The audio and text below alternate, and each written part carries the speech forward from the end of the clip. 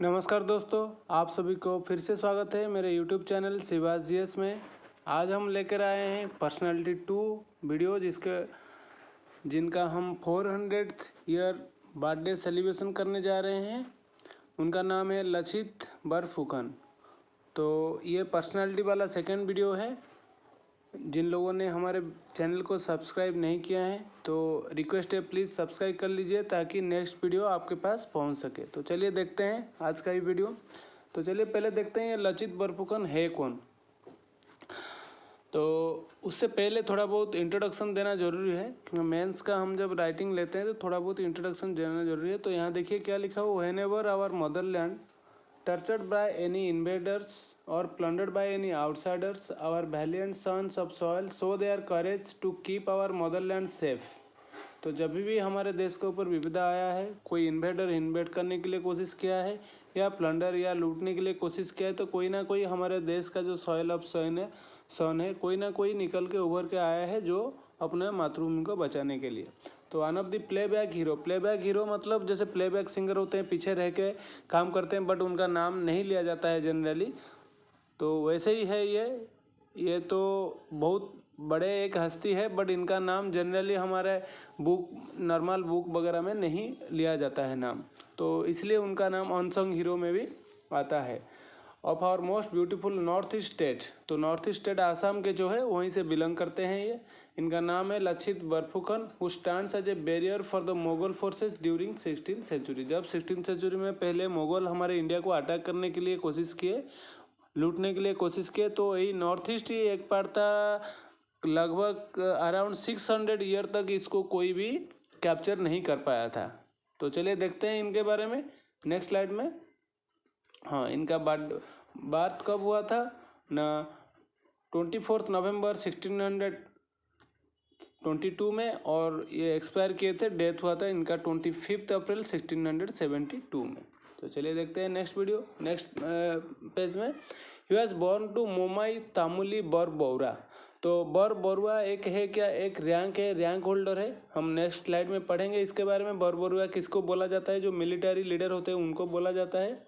तो a bonded labour against a loan of 4 rupees. तो इनके जो फादर थे वो कहीं पर एक लेबर हो गए थे, मतलब क्या बोलते, राजघराने में 4 रुपया लिए थे, जो लोन लिए थे वो नहीं दे पाए थे उस टाइम पे। तो तब से ये क्या वहाँ पर एक लेबर के रूप में काम करने लगे थे, लेकिन धीरे धीरे इनका वेट और विजडम की वजह से ये धीरे धीरे नोबेल बन गए और अहम डिनेस्टी के एक मिनिस्टर भी बने गए थे।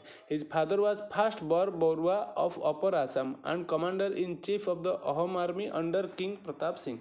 तो ये फर्स्ट बरबरुआ थे क्योंकि प्रताप सिंह ही ये जो बरबरुआ जो रैंक है वही पहले स्टार्ट किए थे। तो Lachit participation in battle of Saraighat, तो याद रखिएगा ये बहुत ही इंपॉर्टेंट नाम है। Battle of Saraighat Mughal और आसाम के जो अहोम डिनेस्टी है उनके बीच में हुआ था। थ्वाटेड the Mughal navy for the further advancement towards Assam and retreats from its expedition. तो ये जो बैटल ऑफ सराय घाट है मेनली एक नाभाल एक्सपेडिशन है, नाभाल वार है, ये याद रखिएगा। नाभाल बैटल है, नेवी में नदी में ये बैटल हुआ था। तो ये लचित उसमें पार्टिसिपेशन करके तो मुगल को ऐसे मतलब अपने घुटनों में ले आया था ताकि उन लोग रिट्रीट होने के लिए बाउंड हो गए। तो battle of Saraighat was a naval battle fought in 1671 between Mughal empire led by Kachhwaha Raj Ram Singh one and the Ahom kingdom led by Lachit Barfukan on the Brahmaputra river at Saraighat, now in Guwahati, Assam, India. Although weaker, the Ahom army defeated the Mughal army by clever diplomatic negotiation to buy time, guerrilla tactics, psychological warfare, military intelligence and by exploiting the weakness of Mughal forces।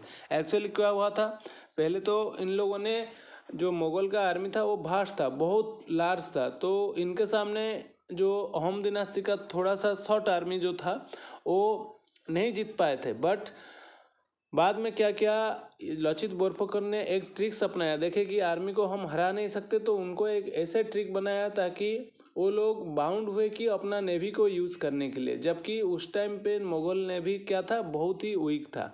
तो ये उनको पता था लचित बोरफुकन को, जो अगर हम इनको आर्मी से नहीं हरा पाए तो इनको नेवी से हम हरा सकते हैं, क्योंकि नेवी में जो नावल फाइट में लचित बोरफुकन का जो नेवी थे वो बहुत ही स्ट्रांग थे, और इसमें मुगल एम्पायर क्या बहुत ही वीक था। तो इस चीज़ को ही उन्होंने वीकेस्ट पॉइंट लेके उनको ऐसे बाउंड किया। क्या क्या थे ना, ब्रह्मपुत्र रिवर में एक छोटा सा सुरंग, मतलब क्या बोले, एक छोटा सा ही पार्ट था जो सडन 1 किलोमीटर के अराउंड था, जिसको क्रॉस करने के लिए उनको बाउंड किया गया, ताकि अगर आपको आसाम कैप्चर करना है मुगल को तो उसी के थ्रू ही वो आना पड़ेगा, क्योंकि हम जानते हैं कि नॉर्थ ईस्ट बहुत हिली एरिया है। तो हिली एरिया को क्रॉस करना इतना आसान नहीं रहेगा आर्मी को, तो उन्होंने हाथी घोड़ा सभी लेके इतना आसान नहीं रहेगा, तो उन्होंने प्रीफर किया कि नेवी के सहायता से वो क्रॉस करेंगे। बट उसी दौरान ही इसका नेग्लिजेंस, इस चीज़ को ही उन्होंने प्लस पॉइंट बना के लचित बोरफुकन ने अपना जीत हासिल किया था, तो उनको और आगे बढ़ने नहीं दिया गया।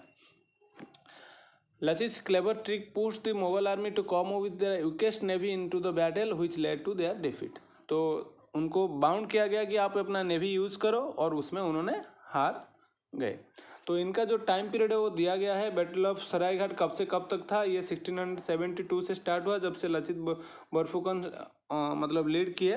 और Ahoms and Mughals clash at the Manas river at Albola slip, वहाँ पे एक बार ब्रह्मपुत्र रिवर के बाद मानस रिवर में भी वहाँ लोग टकराए थे, लेकिन वहाँ हार गए थे। और Ahom retake Guwahati, Mughals set out to recapture, तो मुगल ने इनके अंडर में फिर से गुवाहाटी को ले लिया था, और फिर उन्होंने रिट्रीट करना शुरू कर दिया था। कौन? मुगल ने।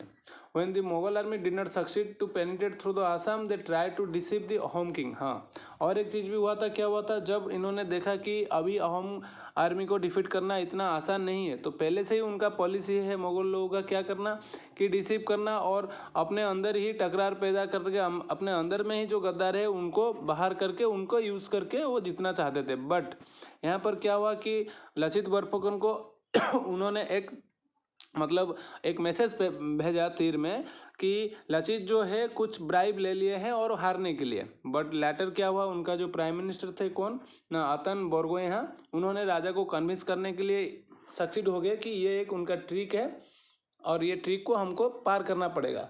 तो बाद में वो राजा जो थे, जो किंग थे, उन्होंने क्या इस चीज़ को माना, जो कि गुवाहाटी वो अंडर राम सिंह तो मुगल के थे, तो उनके जो राजा थे उन्होंने मान लिया इस चीज़ को, जो चक्रध्वज सिंह थे वहाँ पर उस टाइम पे जो राजा थे वो चक्रध्वज सिंह थे। और ये जो थे बोरगोहें, वो प्राइम मिनिस्टर बोला जाता था उनको। बोरगोहें एक क्या बोलते एक रैंक था उस टाइम पे, ये प्राइम मिनिस्टर उस टाइम पे थे, उन्होंने सक्सीड हो गए उनको कि राजा को क्या करने के लिए, उनका माइंडसेट चेंज करने के लिए कि लचित सही है करके। तो Lachit Borphukan was victorious and the Mughal were forced to retreat from Guwahati under Ram Singh one. तो उस टाइम पे जो मुगल आर्मी थे अंडर राम सिंह के अंडर, वो रिट्रीट करने के लिए बाउंड हो गए। फिर चलिए देखते हैं नेक्स्ट।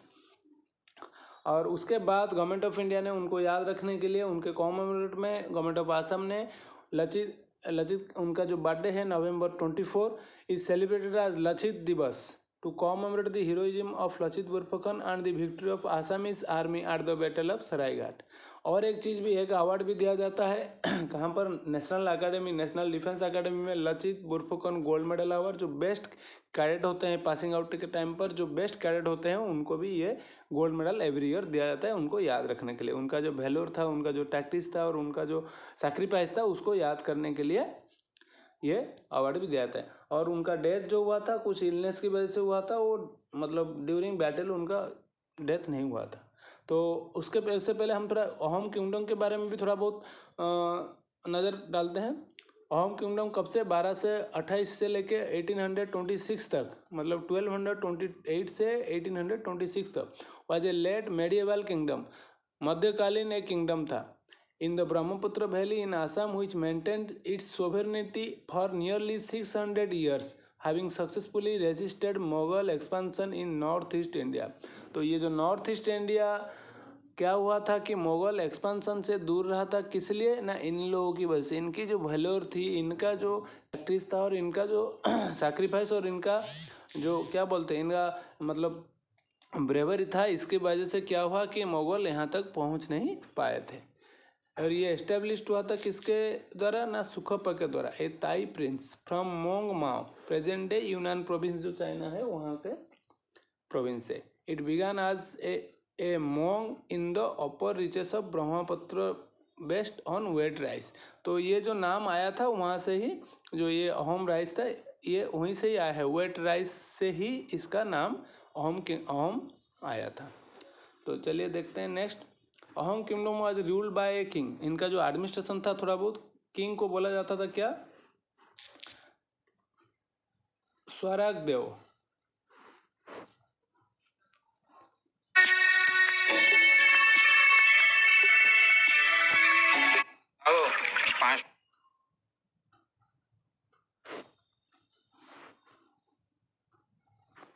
सॉरी, तो इनका जो किंग थे उनको क्या बोला जाता था, स्वराग देव बोला जाता था। रॉयल ऑफिसर्स कौन कौन थे ना, बरुआ और बोरफुकन जो थे इनके रॉयल ऑफिसर्स थे। That were directly under the king, जो किंग के अंडर डायरेक्टली रहते थे। The Barua who acted as military as well as judicial head was the command of the region of east थे। और जो बोरफुकन थे वो मिलिट्री एंड सिविल कमांड थे over region of west Kaliabor and acted as स्वरागदेश viceroy in the west. तो ये waste के थे और ये ईस्ट के थे। इनको प्राइम मिनिस्टर भी बोला जाता था बरुआ को, और जो बोरफुकन थे वो वेस्ट के राजा भी माना जाते थे। तो ये जो सिंबल है, ये सिंबल है आपका जो अहोम किंगडम यूज़ करता था। और एक रैंक था क्या, पात्र मंत्री। The 5 position constituted the Patra Mantris council of minister from the time of सुप्रीमा। One of the Patra Mantris was made the Rajmantri और प्राइम मिनिस्टर। तो चलिए दोस्तों, thanks for watching. Please subscribe, share and like. और नेक्स्ट वीडियो हम लेके आ रहे हैं जो यूपीएससी के लिए बेस्ट 10th क्वेश्चन जो रहेगा वो नेक्स्ट वीडियो आएगा। तो तब तक के लिए चलिए दोस्तों, नमस्कार।